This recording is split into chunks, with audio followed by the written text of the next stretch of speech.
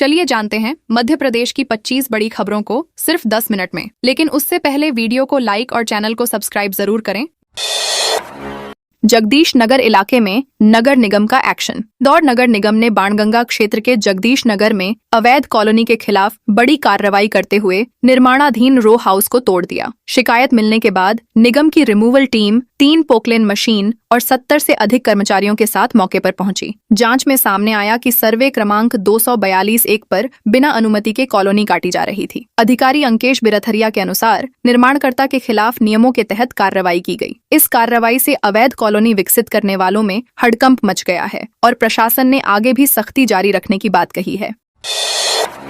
शाजापुर में अतिक्रमण हटाने का व्यापारियों ने किया विरोध। शाजापुर में प्रशासन द्वारा चलाए जा रहे अतिक्रमण हटाओ अभियान के दौरान व्यापारियों ने जमकर विरोध प्रदर्शन किया। बस स्टैंड क्षेत्र में कार्रवाई के दौरान दुकानदारों ने अपनी दुकानें बंद कर सड़क जाम कर दिया। करीब आधे घंटे तक स्थिति तनावपूर्ण बनी रही। बाद में प्रशासन की टीम अन्य इलाकों में कार्रवाई के लिए आगे बढ़ गई। इस दौरान नई सड़क, आजाद चौक और किला रोड से अतिक्रमण हटाया गया और 11,000 रुपए के चालान काटे गए। बाद में व्यापारी एसडीएम मनीषा वास्कले से मिले और स्थायी सीमा तय करने की मांग रखी।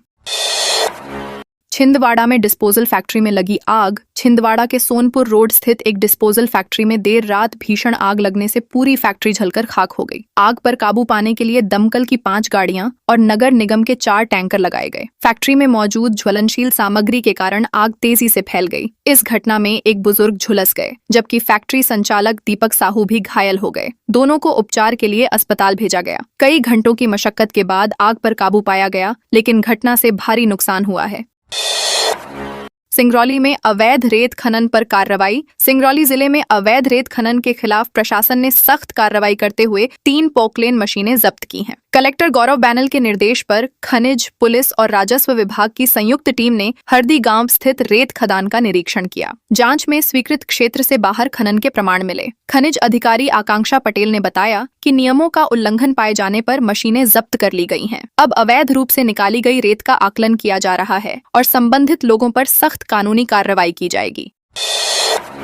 रीवा में बैटरी चोर गिरोह का पर्दाफाश। रीवा जिले में सक्रिय अंतर्राज्यीय बैटरी चोर गिरोह का पुलिस ने पर्दाफाश कर 3 आरोपियों को गिरफ्तार किया है। सोहागी थाना पुलिस ने घेराबंदी कर करण हरिजन, दीपक हरिजन और अभिषेक साहू को पकड़ा, जबकि एक आरोपी फरार है। लगातार हो रही चोरी की घटनाओं के बाद पुलिस ने विशेष टीम गठित कर जांच शुरू की थी। मुखबिर की सूचना पर कार्रवाई करते हुए आरोपियों को दबोचा गया। पूछताछ में कई वारदातों का खुलासा हुआ है। पुलिस अब गिरोह के अन्य सदस्यों की तलाश कर रही है और नेटवर्क को खंगाल रही है।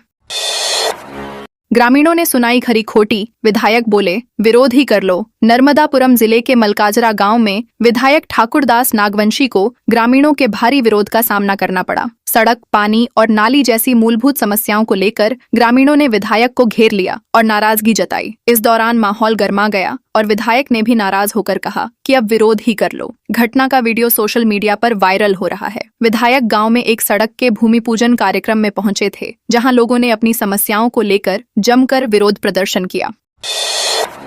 ग्वालियर में मोबाइल टावर पर फंसा युवक। ग्वालियर के पुरानी छावनी क्षेत्र में एक युवक 60 मीटर ऊंचे मोबाइल टावर पर फंस गया, जिससे इलाके में अफरा तफरी मच गई। युवक बंटी रावत टावर मेंटेनेंस का काम करता है और नियमित जांच के दौरान मधुमक्खियों के हमले से बचने के लिए ऊपर चढ़ गया। इसके बाद वह नीचे उतरने में असमर्थ हो गया। सूचना मिलते ही फायर ब्रिगेड की टीम मौके पर पहुंची और करीब 1 घंटे के रेस्क्यू ऑपरेशन के बाद उसे सुरक्षित नीचे उतारा। समय रहते बचाव होने से बड़ा हादसा टल गया।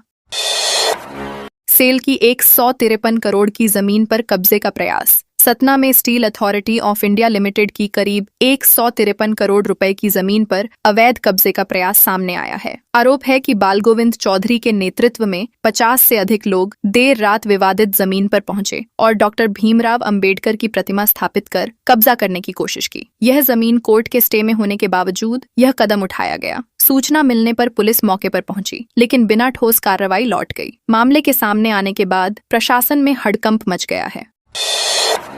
मल्हारगढ़ में 6 फीट जहरीला इंडियन कोबरा घुसा। मंदसौर जिले के मल्हारगढ़ क्षेत्र में एक घर में 6 फीट लंबा जहरीला इंडियन कोबरा घुसने से हड़कंप मच गया। स्थानीय लोगों ने तुरंत सर्प मित्र को सूचना दी, जिसके बाद सरफराज नामक रेस्क्यू एक्सपर्ट मौके पर पहुंचे। करीब 1 घंटे की मशक्कत के बाद सांप को सुरक्षित पकड़ा गया और जंगल में छोड़ दिया गया। विशेषज्ञों के अनुसार यह इंडियन कोबरा प्रजाति का सांप था, जिसमें न्यूरोटॉक्सिन जहर होता है, जो इंसानों के लिए बेहद खतरनाक होता है। घटना के बाद इलाके में दहशत का माहौल रहा।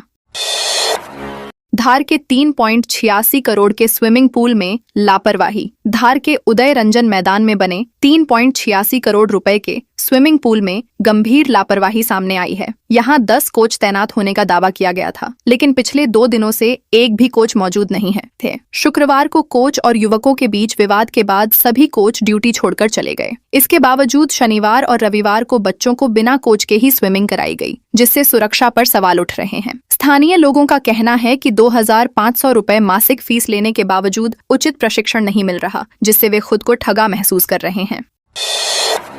मंडला में चलते ट्रॉले में लगी आग। मंडला जबलपुर हाईवे 30 पर रविवार शाम लोहे के गार्डर से लदे एक ट्रॉले में अचानक आग लग गई। शॉर्ट सर्किट के कारण लगी इस आग में ट्रक का केबिन पूरी तरह जल गया। ड्राइवर राजा कुमार ने समय रहते कूदकर अपनी जान बचाई। आग इतनी भीषण थी कि टायर और डीजल टैंक फटने से जोरदार धमाके हुए, जिससे आसपास के लोग दहशत में आ गए। पास के खेतों में खड़ी गेहूं की फसल को भी खतरा पैदा हो गया था। घटना के कारण हाईवे पर लंबा जाम लग गया और यातायात प्रभावित हुआ।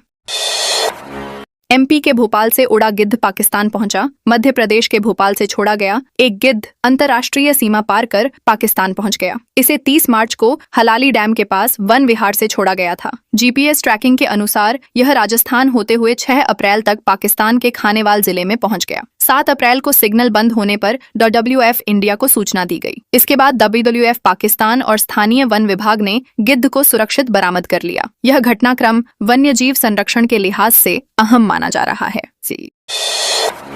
सागर में किन्नरों के 2 गुटों में विवाद। सागर जिले में किन्नरों के 2 गुटों के बीच विवाद एक बार फिर सामने आया है। रविवार को दोनों पक्ष मोतीनगर थाने पहुंचे और एक दूसरे पर मारपीट के आरोप लगाते हुए जमकर हंगामा किया। हंगामे के कारण थाने के बाहर भीड़ जमा हो गई। पुलिस ने दोनों पक्षों को समझाइश देकर मामला शांत कराया और उनके आवेदन लेकर जांच शुरू कर दी है। बताया जा रहा है कि दोनों गुटों के बीच लंबे समय से विवाद चल रहा है। इस मामले में एक पक्ष ने दूसरे पर बाहरी लोगों से हमला करवाने का आरोप भी लगाया है।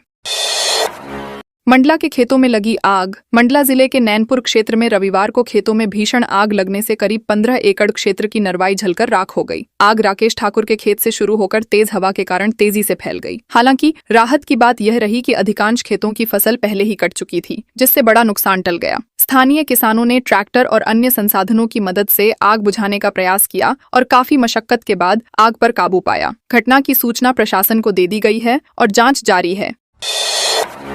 गुना में लॉकअप से भागा आरोपी पकड़ाया। गुना जिले के मधुसूदनगढ़ थाने के लॉकअप से फरार आरोपी को पुलिस ने दोबारा गिरफ्तार कर लिया है। आरोपी दिनेश भील को चोरी के आरोप में हिरासत में लिया गया था। वह रात करीब 3:30 पर लॉकअप खोलकर फरार हो गया। उस समय ड्यूटी पर तैनात पुलिसकर्मी सो रहे थे। घटना के बाद 3 पुलिसकर्मियों को सस्पेंड कर दिया गया था। पुलिस ने तुरंत टीम गठित कर तलाश शुरू की और आरोपी को पकड़ लिया। इस घटना ने थाने की सुरक्षा व्यवस्था पर गंभीर सवाल खड़े कर दिए हैं।